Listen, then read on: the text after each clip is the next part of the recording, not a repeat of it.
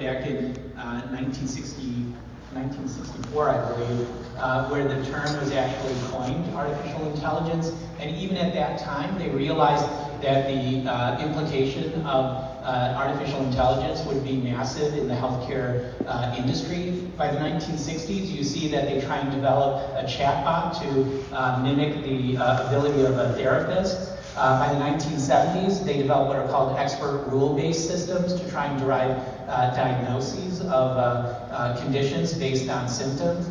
And by the 1990s, you have something called PACnet, which was probably the most sophisticated system we had of artificial intelligence.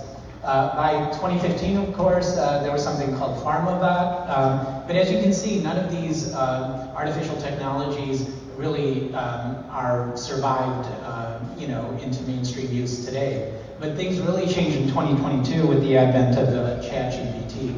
But there is one important sort of a player in the medicine with AI, and that was the IBM Watson project. So IBM at that time was looking for the next big thing that they could sort of revolutionize. And they thought, they went kind of all in on AI in medicine. And they've spent billions of dollars developing technology, buying healthcare companies to get access to patient records and databases. And they fed all this information into Watson. And they thought that, especially with cancer treatment, that Watson would be revolutionary in terms of artificial intelligence helping patients. And even though Watson did beat Ken Jennings and one of the other famous Jeopardy players on the game show Jeopardy, unfortunately, Watson was not able to do much in healthcare. And despite, like I say, billions and billions of dollars, eventually in 2022, IBM actually sold off what remained of its investments in Watson to private equity because they didn't see a path forward, and they had already spent so much money in it.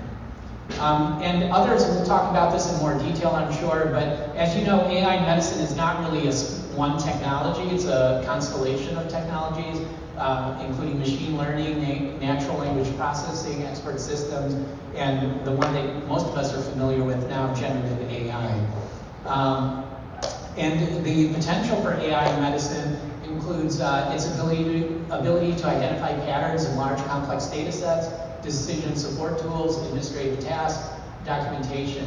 And now we're even seeing AI agents who can interact with patients. So it'll assume the shape of an avatar and actually have conversations with patients.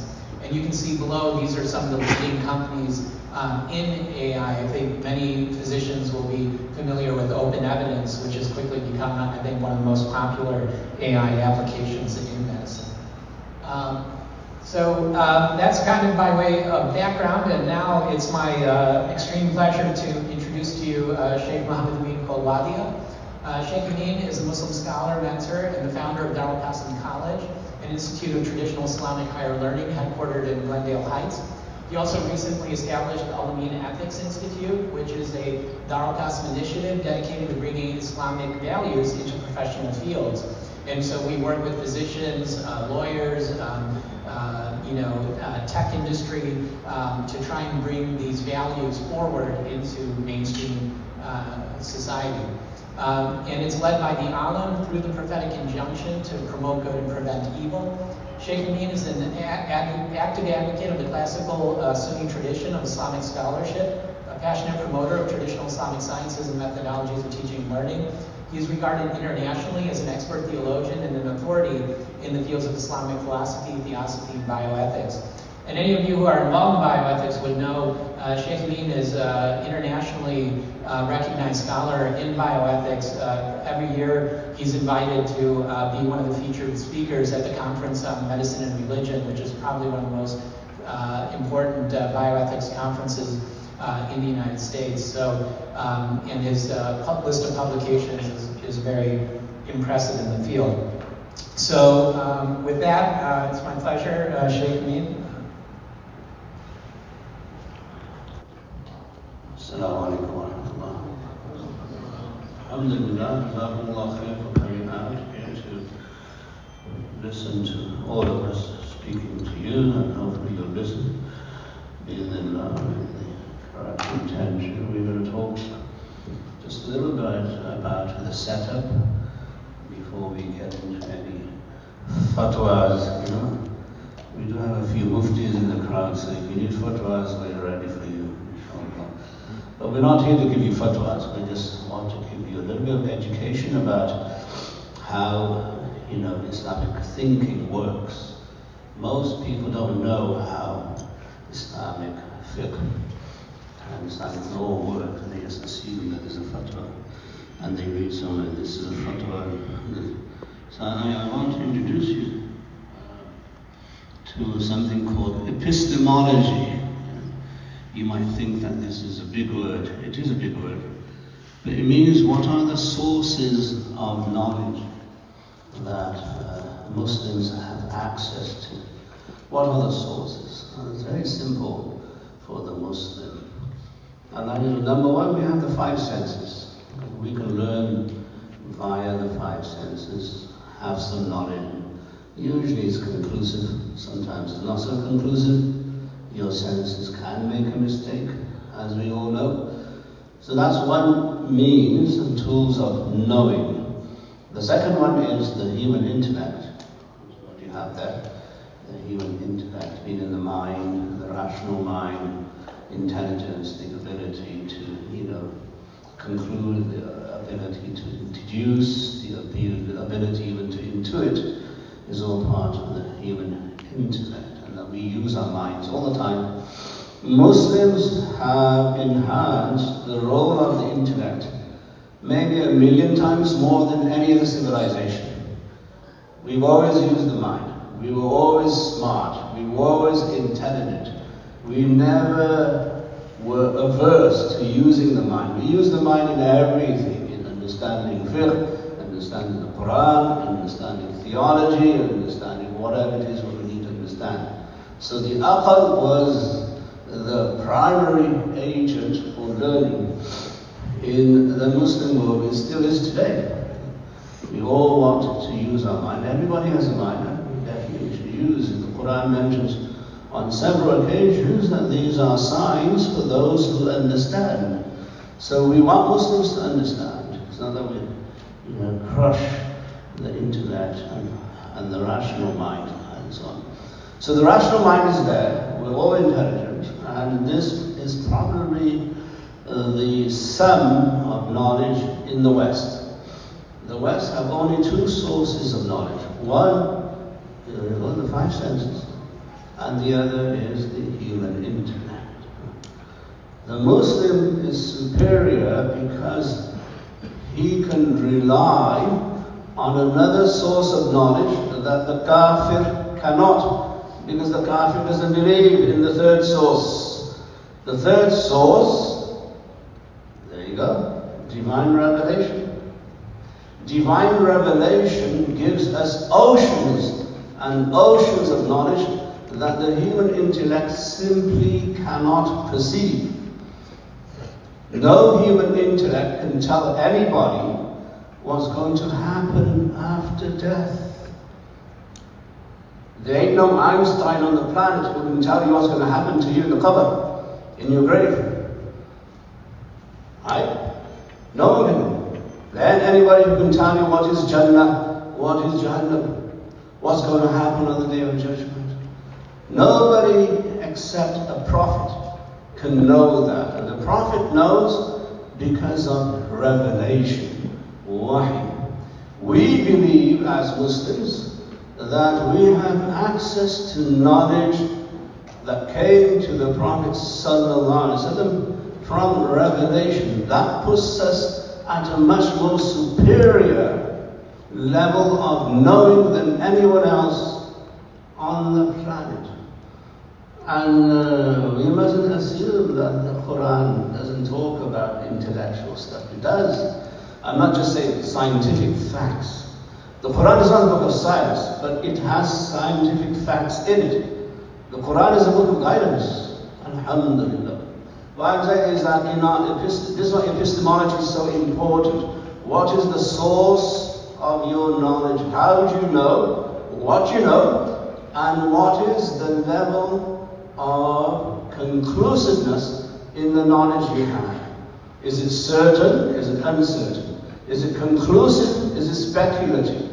That's what we discuss, by the way, in Darul Qasim, in our theology classes. So I'm saying that we must understand that Islam is a very comprehensive and very holistic method of knowing. We know because we've covered every means of knowing. And since the West divorced God from everything, and that's how they created the Renaissance, we never had to do that. We were always there with the scientific approach, the empirical approach, the deductive approach, the reasoning approach, and also the approach through revelation, which gives us a high level of conviction. And that was how Muslims were always superior, because they followed their epistemology. And today, if we want to go back, we have to revisit our epistemology and say, okay, there are oceans of knowledge in revelation through the Prophet in Quran and Hadith, yet to be tapped.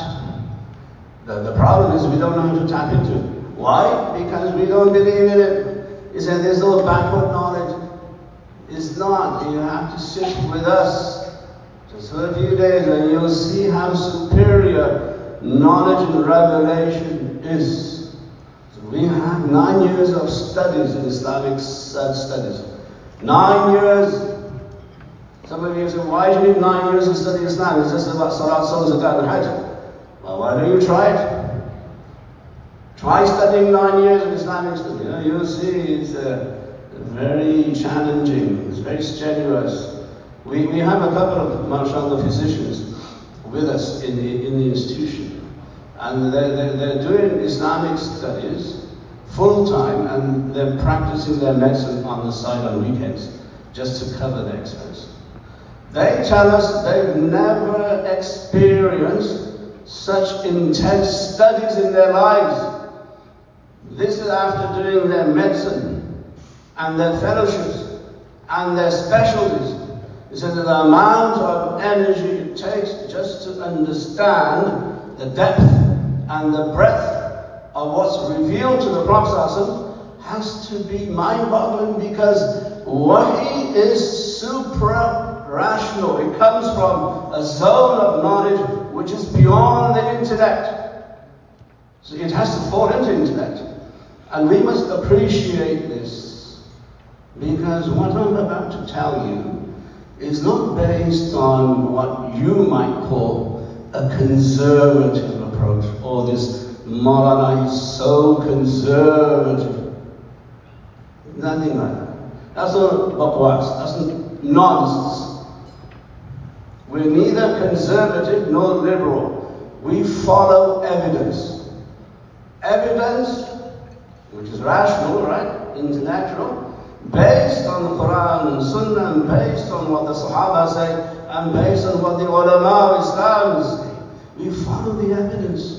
If the evidence, like in your empirical studies, right, or in your legal studies, you follow the evidence to find out whether someone's guilty or not. Likewise, in Islamic studies, we follow the evidence.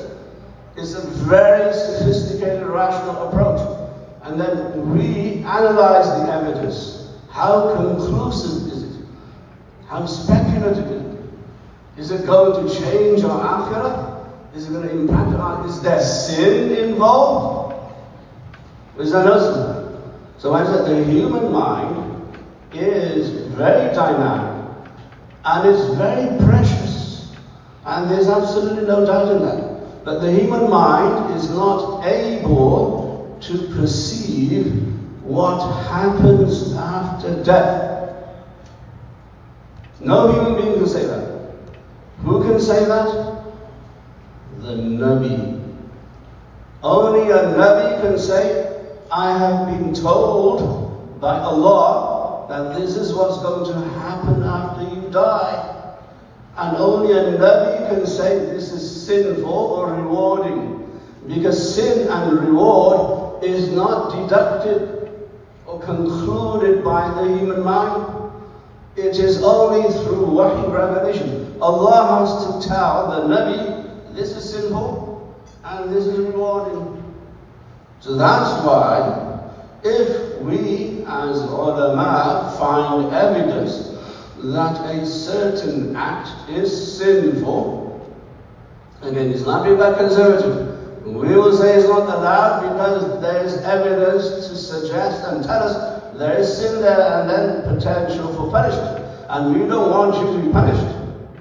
And if there is evidence that this is rewarding, we will say, Bismillah, go ahead and do it. That's our epistemological approach. It is very organized. It's very sophisticated. And we have to spend years before we can analyze the evidence. And we learn the evidence. So what I'm saying is that the first question, before you say anything is Islamic, I'm going to make a difference here. Set a standard for your thinking.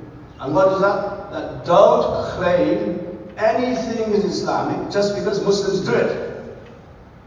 You can call it a Muslim exercise, but you can't call it Islamic exercise. Islamic means there is sin or reward in the activity you are doing.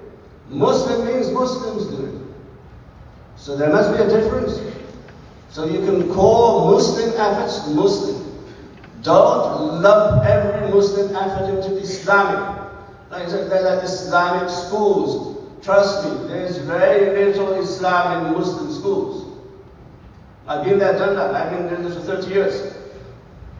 They're Muslim efforts and they're commendable. They are hopefully beneficial. And we should do it. But don't claim it's Islamic because that's a tall order. You're claiming revelation is telling you to do this. You can't claim that unless you have proof. Just in medicine, you can't claim a certain disease is going to be fatal until you have evidence and proof. Not shooting on the hip and speculating. So we don't do that. We make a distinction between what is Muslim and what is Islamic.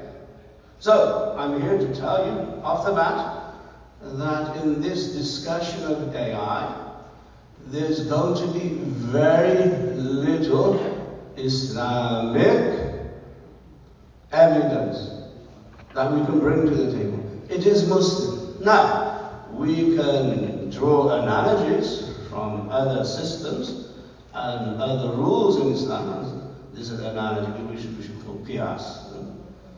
It's an analogy. So based on this analogy, you can say this might be suspicious or doubtful, and it might be, susceptible to sin. Or we can say this is rewarding. Just as this has to be exact. We are perfectionists when we give a fatwa. We don't mess around. We make sure it is authentic and accurate, both. That's how we're trained. So I'm saying in this discussion of AI, is it Islamic or not? Forget about it. Is it Muslim? Yes. Muslims use AI and they're welcome to do so, as long as there's no propriety or preponderance or maybe a possible sin, and we will do that. So I don't want to scare you. We're not against medicine. I'm here because these doctors keep me alive. Trust me. I have doctors here sitting right in front of me. This table in front of my own doctors, my own physicians. I'm here because they kept me alive. Allah give them ajr. So we're not against medicine. We're not against AI. We're not against technology. But we are duty bound to follow the evidence. Again, not about being conservative or liberal. It's about the evidence. If the evidence says that this might be sinful, we will caution you. And if the evidence says, no, there's nothing wrong with this, then we'll tell you there's nothing wrong. So in that sense, we do not want to cause an alarm and cause chaos or fitna in the community.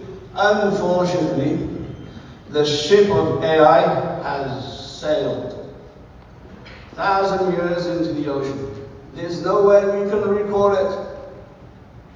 Right? You're all using it. So it doesn't matter which fatwa you get today, you're never going to come back. So if we as Darul Qasim say that AI is haram, there ain't anybody in this building who's going to say, okay, I'm not going to use it. Is there? You're all going to continue to use it because the ship has sailed. So we have to be very pragmatic and very careful how we phrase and word our opinions so that people are not bereft in confusion and chaos. We are very careful. We respect the psyche of society. And we don't want to cause unnecessary trouble for the ummah simply because we feel it is wrong. So that's not the approach. Our approach is to keep the community together. That's our attitude, and that's what we've always been doing in Darul Ifta. Alhamdulillah, mashallah. So anyway, let's go and see. Yeah, so obviously, as one of your earlier speakers said, that there are always going to be pros and cons in every field, in every activity. There are going to be positives and there are going to be negatives. What we must do is educate ourselves about the negatives so that we don't fall into trouble. We don't want to cause trouble. We don't want to create a problem and then solve it. We don't do that. We are Muslim. We take care of the problem before we create it. So we want to make sure that if there are, pits, potholes, we must be aware as a community that these are the negatives in the field. And we must take precaution. Or we must find ways to avoid the potholes and avoid the problem. Not that we don't want you to be involved with technology or whatever, increase in performance or whatever you're doing with AI to optimize your medical practice. But we do want to make sure that the Ummah knows that from where we stand, these are some of the concerns we have. And again, it has nothing to do with liking AI, hating AI, nothing to do with that. So we want to make sure that we found these problems after research and after talking to physicians. This research is not from Darul Ifta, it's from you, physicians, who are practicing. So you have identified problems with AI yourselves. So the Ummah should know, and we should be cautious that we don't jump into the deep end with our eyes closed into infested waters with sharks. We have to manage ourselves so that we don't cause our own destruction, our own downfall. The decision often resides in the black box. Standardized care and all of that. I was talking to a gynecologist. She's at Brown, very reputable, mashallah, position she has. She was saying that AI doesn't help her at all. If anything, AI hurts her. Because when you evaluate the fetus, the AI doesn't consider the social variance. What is the mother going through? What's her social background? What is her emotional state? The AI doesn't pick that up. These are variables that cannot have an algorithm. So you miss a lot of, human interaction. Now this is what I mean by the box.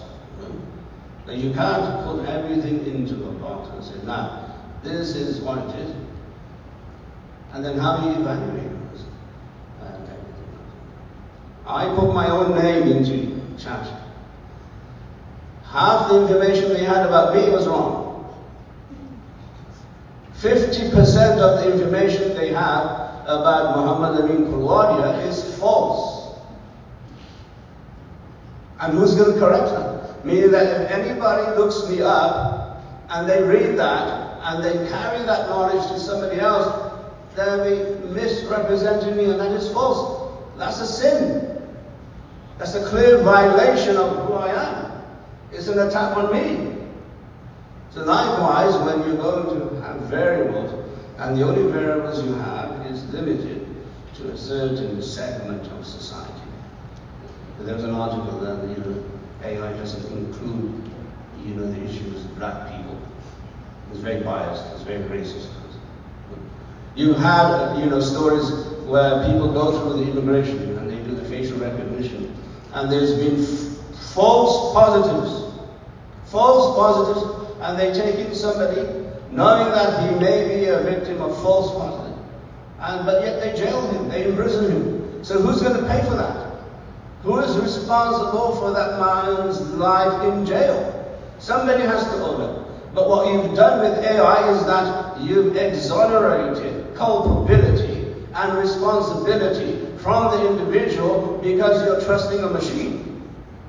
Who's responsible? Somebody should be responsible for that person spending jail time for no reason. 5 years later, they found, there was a false positive. Sorry, mate. Thank you. Nothing we can do. So I'm saying is that when this is the idea of taklif in Islam, that somebody has to be responsible for the consequences of loss. So if the AI doesn't read your cardiogram properly, and you make a mistake, or it reads some other image incorrectly, which has known to have happened, I'm getting this from you guys, then who's going to be responsible if there's the incorrect diagnosis and something happens to the patient? Somebody must be responsible. That's what taklif, responsibility. So if the idea is to remove responsibility by using AI, like drones, people use drones to kill, mass murder, all of that across the world. Some guy in Las Vegas is pushing a button and he's killing people, thousands of people in Yemen and Pakistan, Gaza. Who's responsible? So you've taken away responsibility from human action, which definitely is not the right thing to do. How bad of a sin is it? Well, we'll let the Muftis decide how bad it is. Somebody has to respond. Look, we have somewhat of a similar situation in Islamic fiqh, and that is in sihr, in jadoo. You guys know jadoo? Some of you don't believe in jadoo, it is all nonsense, superstition. But if you know what jadoo is, sometimes it's actually real. And if somebody is casting magic, black magic, or jadoo on a person and that person dies, then in Islamic law, the one who casted the spell is responsible. He should be killed. So there we say someone is responsible. You can't say, well, there was a jinn who came in and the jinn killed him. No, we say, no, you're responsible. You pushed the button. You're responsible. Islamic law will not exonerate the person. It is our opinion that you can't do this. It is evil. It's pure evil. So likewise, if you're going to go forward with AI and technology and do everything you can, we're not against progress, we're not against facilitating. I mean, AI can read 10,000 pages in 5 minutes. Good. Helps people. It makes life much easier. There's no doubt, as you just saw in the benefits of AI. We're just saying that you may want to take a second look into how far you want to sell this, or do you want to oversell it, or how far are you going to jump up and down, because now technology has given you a way to make life easier. As the MC said, I'm going to say it too, That 30 years ago when we didn't have AI, I think we were doing okay. We weren't suffering. We were doing okay. So it's not that you can't live without AI. We've proven that just 30 years ago. Again, I'm not saying that don't do AI, by all means. But if you want to make this an Islamic discussion as Muslims, then be careful which fatwa you read and whose authority are you going to say this is Islamic. Just be careful. Educate yourselves that you must know that the person giving you the fatwa must be learned, as you guys are learned in your field, and you would never let me operate on the table, I hope. I'm sure I'd kill everybody. Likewise, I won't let you operate on the fatwa table. You're not qualified. You don't know Islam enough. You have to learn. Learn Islam 10, 15 years, then you may come. It's not a members-only club. We're saying it's a members-only club if you learn. And learning is open. Everybody can learn. Anyway, what I want to say is that Jazakallah khair for coming. Hopefully you'll get an idea as to how we see things happening, unraveling in the world. How far, what is the conclusion of AI in your minds? How far do you think AI is going to take human beings? What is the maximum benefit and harm? You've heard about the stupid movie Terminator, Totally stupid movie. But anyway, people enjoy it. But is that where you want to be?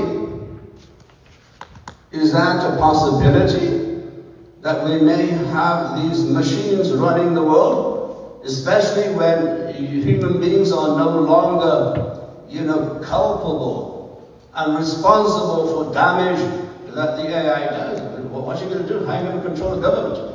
Or are the governments going to have now problems with liability and credibility and authenticity and all of that? Where is this all leading to?